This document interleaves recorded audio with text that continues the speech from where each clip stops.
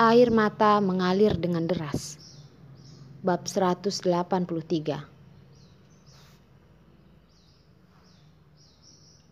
Waktu bergulir dengan cepat. Besok adalah waktu pernikahan Nindi. Malam hari Yuki mencetak prosesi pernikahan dan menghafalnya dengan sungguh-sungguh. Nindi dan Ethan telah mempekerjakan seorang yang profesional untuk masalah pernikahan mereka. Yuki adalah pendamping pengantin wanita. Mengingat menjadi pendamping wanita hanya membantu membawa bunga dan cincin pernikahan dan memperhatikan tata rias pengantin wanita. Bahkan tidak perlu khawatir dengan amplop merah. Hal ini cukup santai. Setelah prosesnya selesai, melihat waktu telah menunjukkan pukul 11 malam, dan Yuki bersiap untuk pergi tidur setelah mandi. Besok pagi Yuki harus pergi ke rumah Nindi untuk berdandan dengannya dan tidur di sana. Ketika berjalan ke tempat tidur dan bersiap-siap untuk menarik tirai, Yuki melihat ke arah luar dan ada mobil hitam dengan pria jangkung di lantai bawah. Tirai telah ditarik setengah. Yuki kaget dalam hati sambil menutup semua tirainya, menganalisa pria jangkung itu. Siapa itu? Terlihat seperti Rehan. Lampu mulai sedikit padam. Hatinya melihat dengan lebar dan hati-hati. Di sana pria itu tidak tahu sedang merokok atau berdiri lelah karena selalu mengubah posisinya. Dia melangkah maju dan bayangannya melebur dengan bayangan pohon.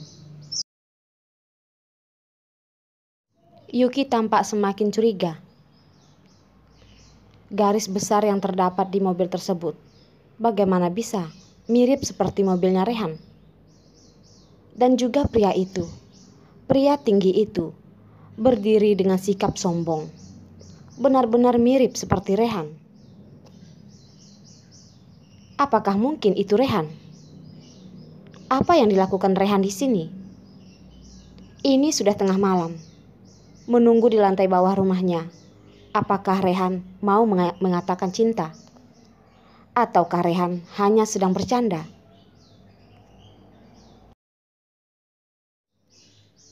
Yuki menjadi bingung. Menarik tirai dan berbaring di tempat tidur. Mencakar-cakar ranjangnya dan merasa tidak nyaman. Hanya mengenakan pakaian tidur, dia keluar dari kamar. Memasuki lift dan kaca di lift memperlihatkan wajahnya. Dan ketika Yuki melihat bayangannya sendiri, Yuki tidak kelihatan menangis. Terlihat licik, tapi ada senyum bodoh di wajah Yuki.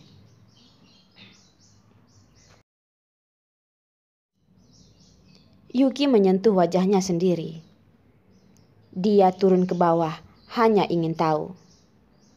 Mengapa ada senyum bahagia di wajahnya? Lift turun dengan sangat cepat.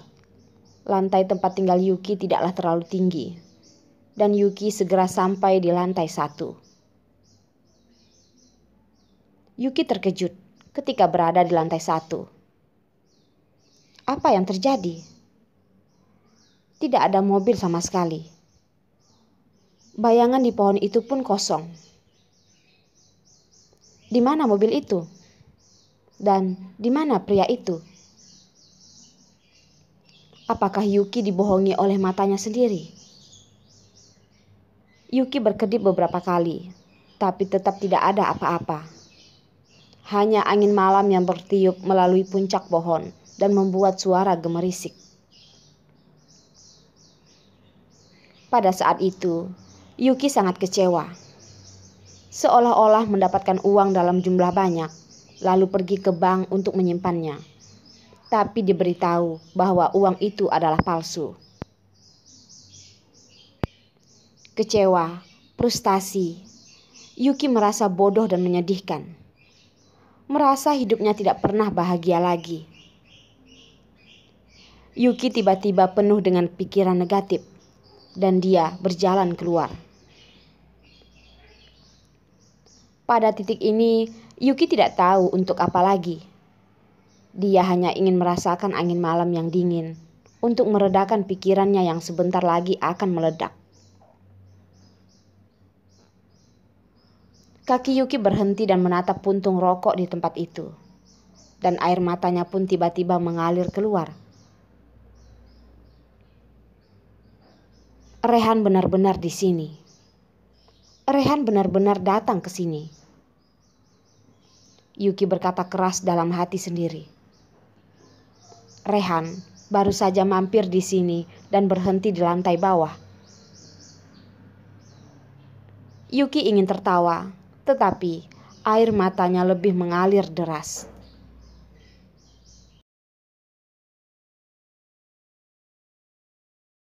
Menjadi pendamping pengantin yang baik. Bab 184. Di pagi hari, Yuki sudah mengenakan pakaian yang rapi dan berjongkok melihat rok pengantin. Ketika sudah memastikan semua baik-baik saja, dia langsung mengendarai mobil dan bergegas menuju rumah Nindi. Pernikahan Nindi menggunakan tema warna merah darah. Bahkan rok pendamping pengganti pun memiliki desain dan renda yang rumit. Kancing mutiara kecil dan rok panjang. Sangat tidak baik untuk berjalan. Yuki sendiri tidak tahu cara untuk memakainya. Jadi dia meminta bantuan orang lain. Ketika Yuki tiba di rumah Nindi, Nindi baru saja selesai melakukan perawatan dan sedang mendiskusikan make up dengan penata rias. Ketika Yuki datang, dia memberi isyarat untuk berbicara. Yuki, aku harus memberitahumu sebuah berita tidak baik. Kau harus menerimanya. Yuki dengan tenang menjawab. Berita apa? Nindi mengamati ekspresi wajahnya Yuki, lalu berkata, bukankah dulu kau mengatakan bahwa Rehan tidak ingin menjadi pendamping pria? Kemarin malam, dia berubah pikiran dan memanggil Ethan untuk menjadikannya pendamping pengantin pria. Apa? Rehan juga ingin datang. Yuki tiba-tiba panik. Bagaimana mungkin Rehan akan datang? Apakah Tania akan menjadi pendamping pengantin juga?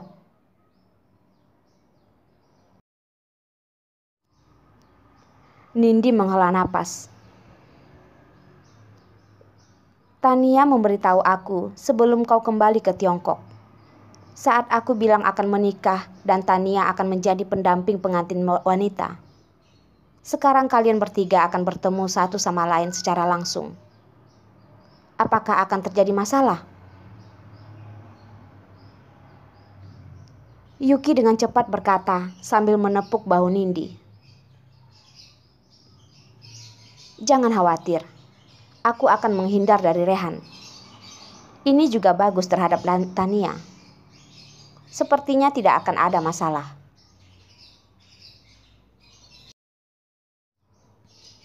Nindi menganggukkan kepalanya. Yuki, semua tergantung kepadamu. Yuki berdiri di sebelah Nindi untuk membantu penata rias dan membantu Nindi untuk melihat riasan wajahnya.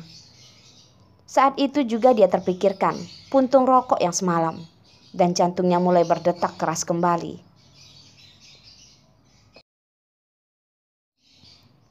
Yuki belum bertemu Rehan selama 5 hari. Dia tinggi dan kurus, dan pasti jas yang dipakai oleh pendamping pria harus rapi dan keren. Yuki tiba-tiba berdiri sambil menggigit bibirnya. Bagaimana kalau Rehan sangatlah tampan?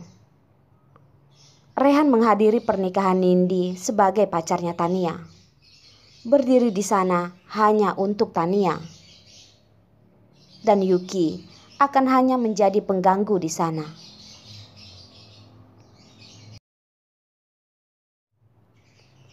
Nindi baru saja selesai berdandan, dan 3 pendamping wanita lainnya datang. Mengenakan gaun berwarna merah, dan untuk Tania, riasannya begitu cepat sehingga dia sudah menyusul Nindi. Melihat Yuki, mata Tania dan Yuki bertemu. Riasan wajah Yuki sangat terang dan ringan, tetapi menunjukkan kulit yang putih dan jernih. Pada 4 pendamping pengantin wanita, Yuki merasa dirinya yang terbaik. Tania mengulurkan tangan dan memeluk Nindi, dan setelah itu memeluk Yuki. Yuki, kau terlihat sedikit pucat. Terlalu bersemangat dan tidak tidur semalam ya? Di pagi hari, Yuki sudah mencuci mukanya dan melihat ke cermin bahwa wajahnya baik-baik saja. Yuki menyentuh wajahnya dan tersenyum sopan. Apakah begitu? Okelah, sebaiknya merias lagi. Selama percakapan, ibu dan ayah pengantin dengan hangat menyambut pendamping pengirim pengantin untuk makan segera. Setelah makan selesai, tim penyambut pendamping pengantin datang. Mendengar suara petasan keras di lantai bawah, telapak tangan Yuki berkeringat. Yuki tertawa sendiri dalam hati. Yuki sudah 5 hari tidak bertemu dengan Rehan. Mengapa dia tiba-tiba bisa gugup seperti ini? Pengiring pengantin berteriak-teriak untuk membuka pintu. Yuki adalah pengiring pendamping pengantin yang pertama. Tidak terlihat terlalu bahagia. Nindi diam-diam menemani duduk di ruang ganti.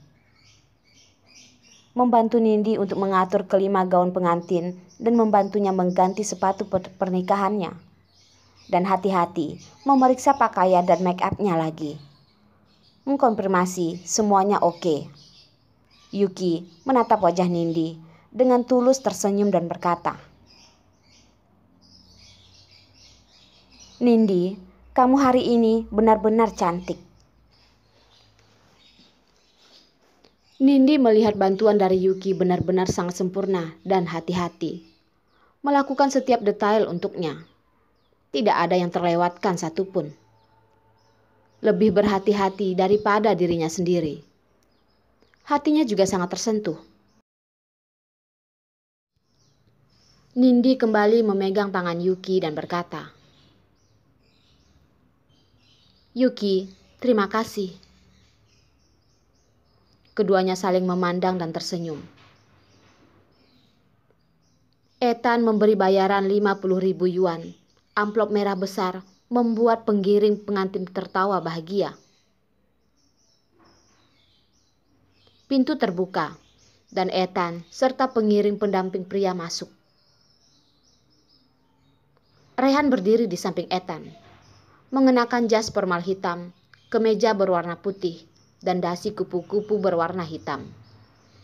Memperlihatkan ketampanannya seperti dewa, dan seluruh lampu ruangan menyala. Yuki melihat Rehan sekilas dan mengangkat lehernya sedikit, lalu kembali seperti semula, dan dengan cepat memalingkan pandangannya.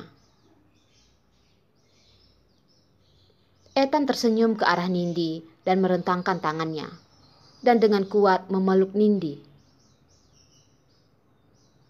Seluruh ruangan berteriak dengan suara keras. Ayo cium, cium, ayo cium. Yuki melihat ke arah Rehan, tapi mata Rehan menatap ke arah Tania. Tania berpelukan pada Rehan, menatap Yuki dengan tenang. Ada senyum kuat di wajah Tania, tapi mata Tania dingin seperti ular berbisa.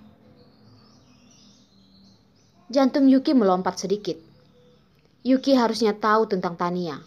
Jika tidak, bagaimana Yuki tiba-tiba bisa melihatnya dengan tatapan seperti itu? Yuki buru-buru menundukkan kepalanya dan tidak berani melihat Tania. Di hadapan Tania, Yuki benar-benar tidak memiliki kekuatan apapun. Dalam hati Yuki selalu ada perasaan bersalah dan canggung. Rehan melihat Yuki dengan sudut matanya. Wajah Rehan yang putih mungil dan tidak ada sedikit pun kesedihan. Bulu matanya yang panjang terurai dan tidak ada emosi di wajahnya. Yuki tertawa dan berkata dalam hati, "Itu yang Yuki suka." Untuk saat ini, Yuki tidak lagi berani untuk melihatnya. "Rehan, apa yang kamu lakukan?" Tania meraih lengan Rehan dan bertanya. Rehan membuka bibirnya sambil berkata, "Tidak ada. Ethan sangat tampan hari ini." Ethan tampan. Dalam hati Tania dengan senyum dingin, Rehan mau membohongi siapa? Barusan Rehan tidak melirik ke arah Ethan. Sekilas, Rehan membungkuk untuk membantu Yuki mengatur riasan pernikahan Nindi. Dan ada sedikit kekakuan di mata Tania, tapi itu cuma sebentar.